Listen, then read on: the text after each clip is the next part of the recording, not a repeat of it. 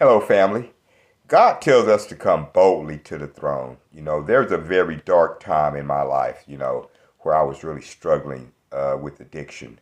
And I was just ready I was ready to tap out. I was ready, to call it quits on life. And I went to God and I said, God, I said, you help me now or I will figure out a way how to off myself. And I will get it done. And so the next day or two, I waited to find an answer, see if he was going to answer me, and then I heard this commercial on the radio that said, instead of, focusing on your weakness, focus on your strength. And I was like, what are my strengths? I'm a great worker, I love to travel and I can drive anything. And I said, truck driver. And I said, well, driving a truck, I don't know if I could get the CDL because, I've had a DUI. So, but and then I said, well, this is where God is leading me. So I found a place and I applied for it and I got it, and it brought me to my wife April. But it took me out of that darkness and it brought me into the light. So God answered me. I went boldly to the throne and He answered me. So and I have a passage for that. This is Hebrews 4:16.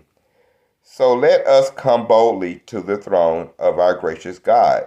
There we will receive mercy and we will find grace to help us when we need it most. So, those are God's words, and it played out in my life because I went to Him boldly. So go to God boldly, with your heart, coming from your heart, when you're in a real hard through, if you're open to follow His ways, because, I thought, I had people, telling me, "Well, go back to treatment." I said, "Well, that's not what God told me. He told me to do this."